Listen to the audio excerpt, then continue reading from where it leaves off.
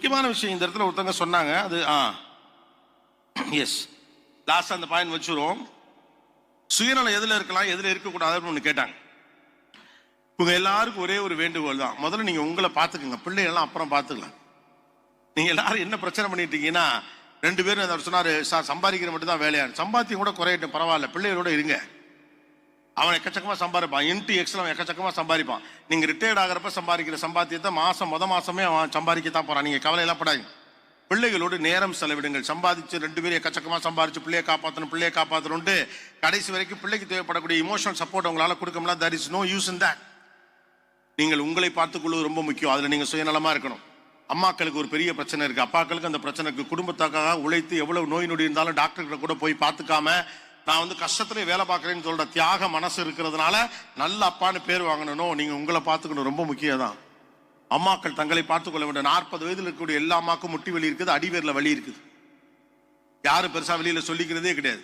இடுப்பை பிடிச்ச மேனிக்கு குடிஞ்ச மேனிக்கு பாத்திரம்லாம் கழுவுறப்ப எல்லாமா அப்படின்னா ஒண்ணும் இல்லை அப்படிங்கிறாங்க. ஏன்னா நான் ஒரு பொருட்டல்ல நீங்க நினைக்கிறீங்க, கிடையாது.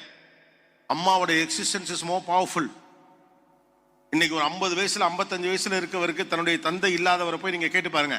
அந்த மனுஷன் சாதாரணமா ஈஸி சேர்லாம் உட்காந்துருப்பாரு. அப்பாவி இருப்பே பலம். Existence is more powerful.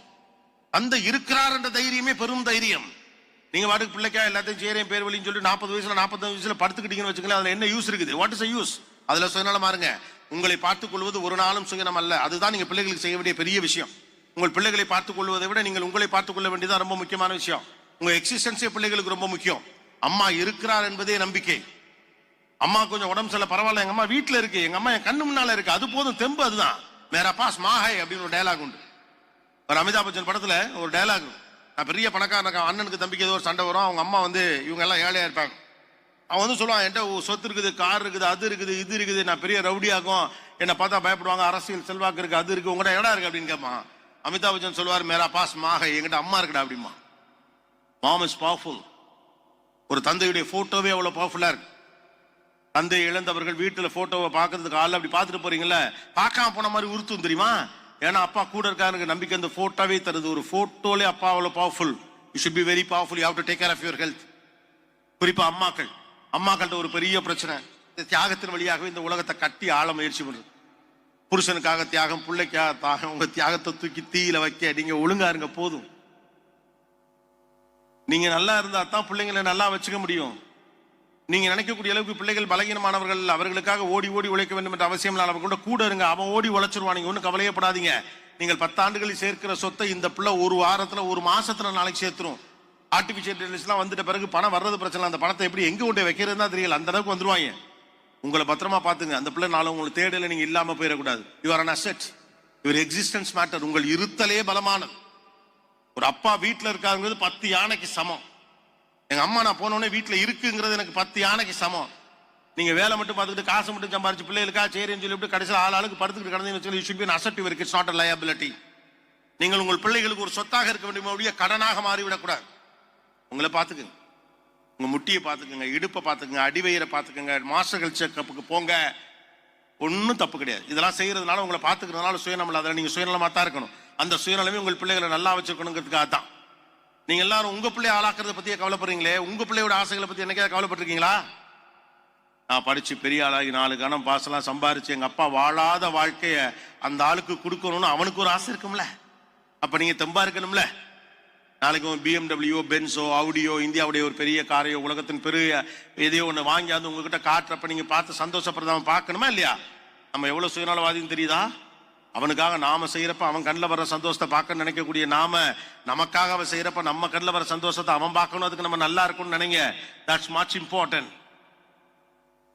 6 idli இருக்க இடத்துல பையன் 4 இட்லியை தின்னுட்டா மிச்சம் இருக்க 2 இட்லியை மட்டும் தின்னுட்டு அரவைத்தோட படுக்கிறது. இல்லைன்னா 6 இட்லி இருக்க இடத்துல 6 இட்லியை எவனும் திங்கிறனா குப்பை தொட்டி மாதிரி புருஷன் சம்பாதிச்ச காசு வேஸ்டா போயிருமே 6 இட்லியும் திங்கிறது. எனக்குன்னு என்னத்தை செஞ்சேன்னு சொல்லிவிட்டு தண்ணியை மட்டும் ஊத்திட்டு குடிச்சிருது. அதெல்லாம் வயிறா குப்பை தொட்டியா? Take care of yourself.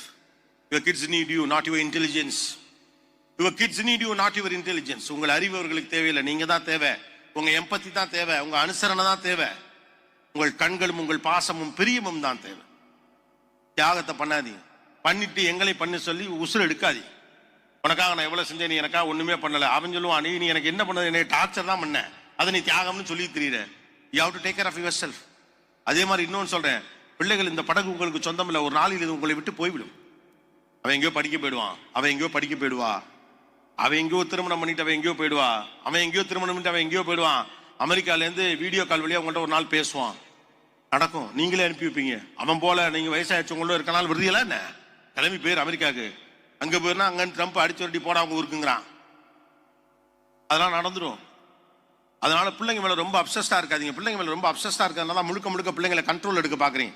இந்த பிள்ளைக்கு ஒன்றும் தெரியாது, நானே அவன் எல்லாத்தையும் பார்த்துக்குவேன், வழி நடத்துவேன் அப்படிங்கிற எண்ணம் உங்களுக்கு அதிகமாக இருக்கிற காரணத்தினால தான் என்ன பண்றீங்க, முழுக்க முழுக்க பிள்ளையை கண்ட்ரோல் எடுத்துக்க ட்ரை பண்ணுங்க. பிள்ளையை கண்ட்ரோல் எடுக்க ட்ரை பண்ணாதீங்க. இந்த உலகத்தில் நீங்கள் பார்த்த பல்வேறு நல்ல கெட்ட விஷயங்களை பிள்ளைகள் தங்கள் சொந்த அறிவின் வழியாக அணுகட்டும். அது இப்படி அணுகுகிற போது மட்டும்தான் அவங்களுக்கு இந்த வாழ்க்கை தெரியும்.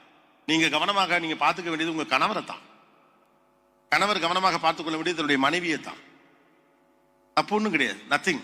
You are married to your wife only, you are not married to your kids. You are married to your husband only, not your kids. நீங்கள் உங்கள் குழந்தைகளை திருமணம் செய்து கொள்ளவில்லை, உங்கள் கணவரைத்தான் திருமணம் செய்து கொண்டீர்கள். நீங்கள் உங்கள் குழந்தைகளை திருமணம் செய்து கொள்ளவில்லை, உங்கள் மனைவியை தான் திருமணம் செய்து கொண்டீர்கள். இன்னைக்கு வேலண்டைன்ஸ் டே, இன்னைக்கு வேலண்டைன்ஸ் டே. கல்யாணம் ஆகி முத வருஷக்காரங்க மட்டும் இன்னைக்கு திருநெல்வேலி பஜார்ல வாங்கி வாங்கி அல்வாவா ஊட்டிக்கிட்டு இருப்பாங்க. 3 வருஷம் கழிச்சு ஒரு பயலுக்கும் பொட்டாட்டி பிறந்த நாள் கூட தெரியாது. Be romantic, be lovable. கடைசி வரை உங்களோடு வரப்போவது உங்கள் கணவர் தான், உங்க பிள்ளைங்க கிடையாது. கடைசி வரை உங்களோடு வரப்போவது உங்கள் மனைவி தான், உங்க பிள்ளைங்க கிடையாது. நீங்க நல்லா கவனிச்சு பாருங்க. திருமணமான புதிதில் நீங்க எல்லாம் தேனிலவுக்கு போன போது எடுத்த புகைப்படங்களை இன்னைக்கு நைட்டு போய் பாருங்க. கல்யாண போட்டோ பார்க்க தான் கொஞ்சம் கடுப்பா இருக்கும், தேனிலவு போன போட்டாலாம் நல்லா தான் இருக்கும். கண்ணத்தோடு கண்ணம் வைத்து ஒரு போட்டோ, சூரிய கதிர்கள் கண்ணில் விழுவது போல 2 பேரும் அண்ணாந்தபடி ஒரு போட்டோ யாசிகா கேமரால ஷூட் பண்ணி வச்சிருப்பீங்க. கை 2ஐயும் பிடிச்சிக்கிட்டு இந்த உலகமே உங்களுக்கு தாங்கிற மாதிரி ஒரு போட்டோ, முதுகு சாத்துக்கிட்டு 2 பேரும் மேலே பார்த்த மணிக்கு ஒரு போட்டோ, 2 பேரும் இளநில ஒரு ஸ்ட்ரா போட்டு குடிச்ச மணிக்கு ஒரு போட்டோ. கல்யாணம் 6-7 வருஷத்துக்கு அப்புறம் எடுத்த எல்லா போட்டோவும் நீங்க கவனிச்சு பாருங்க. கல்யாண வீட்டில், திருமண வீட்டில், நல்லது கெட்டது தேவைக்கெல்லாம் போன இடத்துல நீங்க எடுத்த போட்டோலாம் பாருங்க, நடுவில் புள்ள நிற்கும். அதுக்கப்புறம் ஒரு போட்டோவில் கூட நீங்க சேர்ந்து நின்று இருக்க மாட்டீங்க, நடுவில் புள்ள தான் நிற்கும். யதார்த்தமாவே புள்ள நடுவில் இருக்கும். பிள்ளை உங்க நடுவில் விடாதீங்க. என்னடா பாவி இப்படி சொல்ற அப்படின்னு சொல்றதா, அப்படிதான் இருக்கும். சில நேரம் என் பேச்சு கேட்கும்போது கொஞ்சம் அப்படி இருக்கும். அப்புறம் வீட்டுக்கு போய் மல்லாக்கப்படுத்து விட்டத்தை பார்த்து யோசிக்கிறப்ப தம்பி சரியா தான் சொன்னான்னு தோணும். உங்களிடம் நல்ல பேர் எடுக்க வேண்டும் என்பதற்காக நான் பேசுவது கிடையாது. நல்ல விஷயங்களை சொன்னால் போதும் என்ற நம்பிக்கையில் தான் நான் பேசுகிறேன். இப்போது ஏற்றுக்கொள்ளப்படாவிட்டாலும் எப்போதாவது ஏற்றுக்கொள்ளப்படும் என்பது எனக்கு தெரியும். Be take care of yourself. உங்கள் பிள்ளைகளுக்கு நீங்கள் தர வேண்டிய சொத்து உங்கள் ஆரோக்கியம் தான். உங்க மனைவியை பார்த்துங்க, உங்க கணவரை பார்த்துங்க. புள்ள புள்ள புள்ள புள்ளன்னு தூங்கி அவனுக்கு படிக்கிறப்பெல்லாம் பின்னாலே போய் ஸ்கூலில் கொண்டாந்து விட்டு அங்கே கூட்டிகிட்டு போய் இங்கே கூட்டிகிட்டு போய் குமோன் கிளாஸ் கூட்டிகிட்டு போய் ஸ்பெஷல் கிளாஸ் கூட்டிகிட்டு போயிட்டு நீச்சலுக்கு கூட்டிகிட்டு போயிட்டு ஆண் அப்படியே கொஞ்சம் கொஞ்சமாக ஒதுங்கிடுவார். காலைல எழுந்திரிச்சதே முழுக்க முழுக்க அவனுக்கு பார்த்து அந்த கட்டத்தில் பார்த்தீங்கன்னா பையன்லாம் வளர்ந்து நிற்கிறப்ப அவர் ஒரு வாழ்க்கைக்கு பழகிருப்பார். அவரே காப்பி போட்டு குடிச்சுப்பாரு, அவரே டிஃபன் பாக்ஸில் சாப்பாடு எடுத்துகிட்டு போயிடுவார், அவரே சாயந்தரம் வந்த பிறகு பக்கத்தில் கோயிலுக்கு போயிட்டு வந்துடுவார். 20-25 வருஷம் கழிச்சு பையன் வெளியிலலாம் போயிட்டு ஒரு கல்யாணம் ஆன பிறகு தங்கச்சி அக்காக்கெல்லாம் போன போடுவாங்க. இவங்க புள்ளன்னு பார்த்தா அவரை விட்டுட்டண்டி, இனிமே தான் அவரை பார்க்கணும். எப்போ அந்த அளவுக்குள்ள எல்லாத்தையும் பழகிருப்பான், அவனே தான் பண்ணுவான். நீங்கள் காஃபி போட்டு கொடுத்தா கூட வேணான்ருவாப்ல, எனக்கு நானே போட்டுக்கிறப்பா நீ சும்மா இருந்துருவாப்ல. அப்படி தான் பெண்களும். கணவர் வேலை வேலை வேலை காசு காசு காசுன்னு உட்காந்துன்னா அவங்க ஒரு லைஃபை டிபெண்ட் ஆயிடுவாங்க. அவங்களுக்கு ஒரு சர்க்கிள் பில்ட் ஆயிரும். அவங்க டிவி பார்ப்பாங்க, தூங்குவாங்க, போவாங்க, வருவாங்க, தேமேன்னு ஒரு வாழ்க்கை வாழ்வாங்க. எதுக்கு திருமணம் செய்யணும்? பிள்ளைகள் வருவார்கள் போவார்கள், கூட வாழ போது உங்கள் கணவரும் உங்கள் மனைவி தான். Your married to your husband and wife. Be a lovable couple. Be romantic. That's more important. உங்கள் அன்பை பார்க்கிற பிள்ளை தான் நிம்மதியா இருக்கும். தாய் தந்தையுடைய காதல்